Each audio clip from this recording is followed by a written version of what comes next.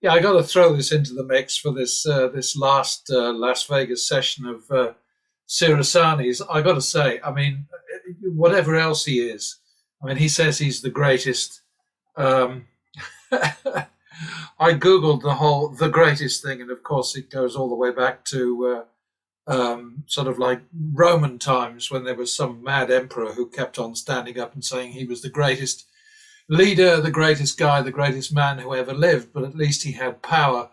And, he was able to snap his fingers and people's heads were chopped off or they were thrown to the lions or whatever. So I guess he had something to back him up. And then, of course, there was the wonderful Muhammad Ali, dear old Cassius Clay, as he was when he first said, I am the greatest.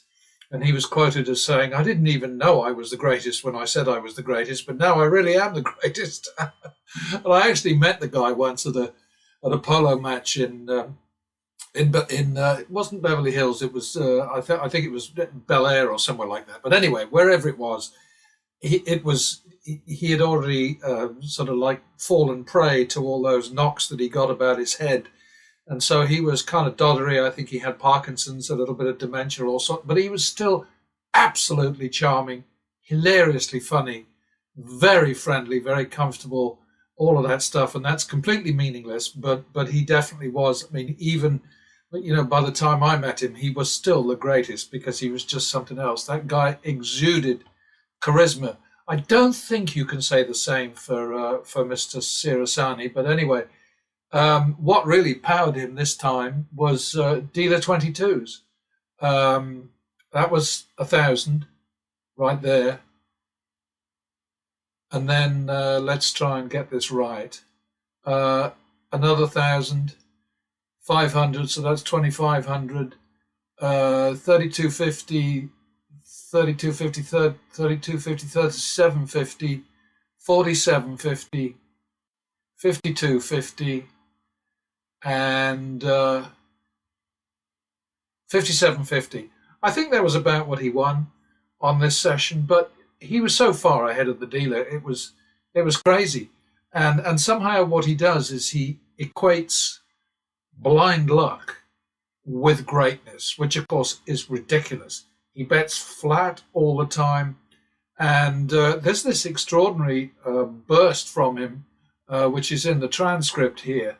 Apparently somebody called him a liar for saying that he was a winner everywhere he went. I hope it wasn't me. I think I did make some comment about the unlikelihood of beating the numbers, but I think that was in my last demo video about him. I don't know. I don't care. But how do you go from, sort of somebody making a comment saying, I doubt what you're saying is true? Do you suddenly start yelling at somebody and saying you have prior convictions of domestic abuse, you're an angry meathead? I'm sure you did buckets of steroids back in the day that make you this angry. The post he commented on was me saying how I took down the Palazzo. So he's apparently very sensitive of the Palazzo's feelings. You're such a fugazi. Is that a mafia term? I don't know. It sounds to me like something edible. He cleared the room to borrow chips from somebody else. I mean, the guy clearly is not telling the truth when he says that he's a lifetime winner at every casino he's ever played at. It is not mathematically possible, especially betting the way that he does, which is childish. It's just facile. It's simple-minded. It just doesn't work unless he wins more bets than he loses, and he did that big time in this session today. That's all I'm saying. Okay, folks. So I've just processed King Sirasani's last, what he calls it, the finale at Paris. His last session in Las Vegas, at least on this trip. And I decided the nice and kind and friendly thing to do would be to set the algorithms, the pattern betting algorithms, max at the same as Sirasani's, which is 10,000. That to me is a crap spread. But I just thought it would be kind of interesting to see what the difference is between the two methods. Um, this last session basically confirms what I believe to be true but cannot prove without King Sirasani's cooperation. I think he's cherry picking. I gave up on Mr. Handpay because I had the same suspicion. Likewise with Brandon O'Brien. I haven't bothered to track Bobby Rivas lately because he is so crazy. He's so all over the place. It becomes exhausting. I mean, he seems like a really nice guy. He's got all the right qualities for doing what he's doing and doing the damage that he's doing. I mean, I say that with a smile only because I know that I am sort of pissing into the wind by pointing out that these people are doing damage because the American way now, in particular, and unfortunately, it's pretty much the same way in the UK now, is to say, "Oh, gambling's great, gambling's fine, gambling is a human right, it's wonderful," and so there's not a whole lot that I can do about it except to just try to point out from time to time in my little quiet voice in the wilderness that it's not great. It's really bad for society generally. It's bad for the economy. It's bad for kids growing up. It's bad on so many levels. So to me, all of these gambling professional losers on YouTube are doing harm to countless people. I mean, you take Vegas Matt with his 1.5 million. I think he's nearly at 1.5 million now. Subscribers. If only 1% of that 1.5 million were to be badly affected by what he's doing, that would be 1,500 people with children, families, their freedom potentially lost, suicides, all of the things that are associated with gambling. But there's no point in me going on about that. What I can do is to try to point out to a few people out there that there is a way to bet to beat these games, but it's not the way it's done by these professional losers who are all betting randomly, betting stupidly, irresponsibly, recklessly, dangerously, self-defeatingly, but can afford to do it because they don't have to pick up the tab at the end of the day. I'm not suggesting necessarily that the money that they're playing with is not real, but I am saying that if it's real money, if it's their money, and if they lose it, given that they are recovering 10 times as much on average at the end of every day from Moogle, the Google cash cow, then they are not telling people the truth. It's a con, really. It's a huge advertising boost for the casino business. It's not good for anybody but the casino business. Nevada likes to talk about how without gaming, as they call it there, Nevada would be in serious trouble. I don't believe that for a moment. I think that the amount of crime, the amount of heartache, the broken families, the ruination of lives, and so on is much more costly just to the state of Nevada than whatever money it is that they bring in from the casinos. But all of the politicians in Nevada bend over for the casinos when they sort of say jump, etc., etc. And of course, the Nevada Gaming Commission is in the same boat. They do as they are told. They don't watch over the casinos. They don't prevent them from things like putting in ATM machines all over the place, so that ATM-tation, as I like to call it, is a big factor in the damage that's done by the casinos and so on. And the Gaming Commission doesn't step in when they bring in these abominations, these games that raise the house edge on games like roulette and blackjack and baccarat, Funnily enough, the casinos don't seem to be touching craps much. I think the only nasty that they brought in recent years is changing field bet payouts on boxcars 12s from 3x to 2x, which makes a big difference. Field bets are not very smart, but pattern betting can kick the shit out of that too. So what can I tell you? It's standard for people like Sirasani to mock progressive betting. I'm going to show you in a moment what a travesty that is of common sense and decency and mathematics and all the rest of it. But that's a whole other story. Anyway, the finale at Paris just completed. That's the thing up there. He had a 24% player edge.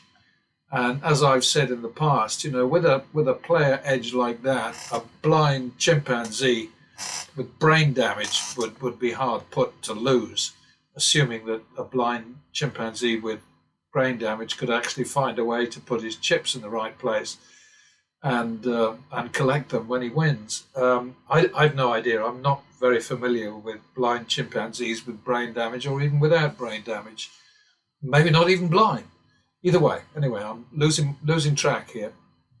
So, pattern betting made 18,650 or 28%, so slightly improved on the player edge. King Sirasani, how did he do? We go down and we go down and we go down. He made 10 grand, so he improved to 26.9%, which I think actually doesn't quite match pattern betting. But unusually this time, pattern betting needed 77, nearly 78,000 in action against Sirasani's 43,000. That is a very unusual situation. But it happens. Strange things happen in this game all the time. Something that I wanted to show you, after I've gone to the top here to just look at the charts, the charts show us that with the pattern betting maximum set too low for my taste at 10,000, but I did it to just play straight with Sirasani. There's a big dip here, a really nasty bit. Dropping all the way down to 42,700, and that's reflected up here. But of course, pattern betting turned around. It always does, and came out of the hole big time. And final win for pattern betting was 3.1%. Not that great, but again, the maximum is not high enough. But I'm stuck with that, so I'm just going to go with that. Over here is something which I think is very interesting, and that is the flat AV for this sample of Sirasani outcomes is plus 77, 3.8%. I don't, honestly, I have to say, I don't believe that. I don't believe that he's given us all the sessions. And part of the trouble is that in one of his sessions in Las Vegas, which was downtown, I think it was in one of the older casinos. It wasn't El Cortez, but it was one of the others. I don't remember which. But he made a remark which really sort of waved a red flag at me. He said, last couple of days we haven't been able to win. We've been getting kicked. We've been getting wrecked. Whatever the expression he used. It was one in which he talked about spending some time with Don Johnson, who is possibly the real ranking blackjack player in America right now because of his success against Borgata in Atlantic City yonks ago. He made about 12 million. But what he did was he beat them at their own game in more ways than one, in that he negotiated a deal where when he lost, he got back a percentage of his losses. And then he sort of maneuvered to the point where he was able to walk away with a huge profit. That's the kind of thing that you have to do, because everything is about how you bet. How you play, nothing. That doesn't mean a damn thing. How you bet is everything. If I change the max, I get a different picture, but let's just stick with this for now. Algae came out with a win of 122,250, which is 21%. JC Goat came out with a little bit more, 137,000. But notice this, it's 6.2% of his total action. So what Pattern Betting was able to do was to triple that and then some. With its because it was just betting less. That's just how that works. And individually, you can see here, a lot more red on the Sirasani side, and a nasty one down here, seriously nasty one down here, matched by a similarly nasty one for Sirasani. He lost 30,500 at one point. He didn't win it all back the next time, but he did win it all back by the time he got to here. And he's had some successive goes. But this is why I think that he's cherry picking. And I interrupted myself there because when he was talking about the Johnson thing, he said we got wrecked the last couple of days, so we didn't get any videos. And that to me says, hey, he doesn't want to, he throws away. I mean, there's no way that he can know in advance whether he's going to win or not. So he must be setting up the videos, getting everything sort of like on camera and recorded, and then getting his ass kicked and saying, well, we don't want to use that. Because the alternative would be to say, oh, well, he's been beating the house again and again and again, but he didn't bother to video because it got in the way or, whatever. I mean, I don't really understand the guy. I don't understand how he could go off on a rant like he did to somebody who criticized him or suggested that he wasn't telling the truth and starts accusing them of domestic violence and all that sort of thing. I mean, I think the guy is definitely, however you measure it, he's an odd duck. But I really don't think he's telling the truth in the same way that I don't think that Mr. Hanpei is telling the truth. I suspect that all of them cherry pick because they want to be seen to be losing from time to time, otherwise it's not credible. But just look at this AV thing here for these sessions with Sirasani. I mean, that's, there's been some downs, but by golly, the ups are incredible. They're not real, I don't think. And the flat AV is 3.9%. It just doesn't smell right. Let's say that. Anyway, just going back over here. Here you got it, And if I change this up here to closer to what I think is sensible, which is like 800, that puts the max at 20,000. The picture changes. Not enough, but it changes. 1,600. And then we start seeing a big difference between Algae and JC Goat. And then, I don't know, I think 1,600 is probably about right, but 2,000 puts the max at 50 grand. And nothing much in it. But of course, I'm not cherry picking. I'm not messing about. JC Goat here, 1, 2, 3, 4, 5, 6, 7, 8, 9, 10 losing sessions. And yet, in this last video, he says, haven't lost a session in this trip to Vegas. It's an absolute bloody lie. Here they are. These are sessions where he lost money.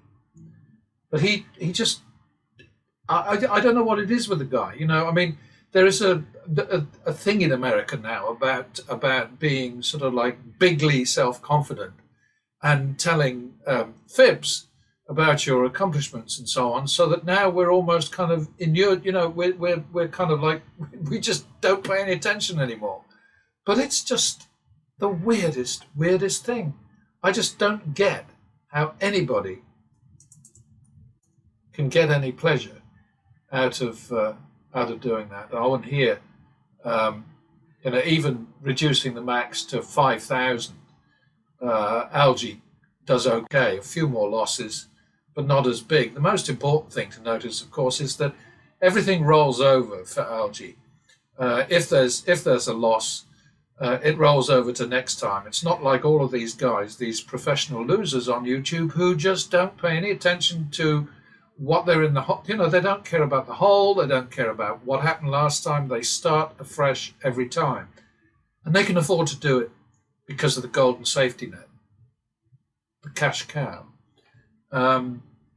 But yeah, algae is in fact not desperately hurt. But what happens if I reduce it to 100? Not quite so good, but still 16.7% against Sirasani's 6.2. Anyway, I'm going to go back to 1600. I like that better. No, I like 2000 better. I'm just showing you how accurate. I'm trying to convince you, because it's the truth, that this is a completely accurate way of analyzing these things. But you know what? Most people don't give a shit either way. When you've got a decent maximum, this is how algae looks. Much better. Not much of a bigger drop. Only 59,000, I think, before it was 47,000. Much better result all around. And the point is, of course, that you can't bet between 25 and 50,000 at the same table, or even in the same casino. Maybe not in the same town, but you run this whole thing as a business.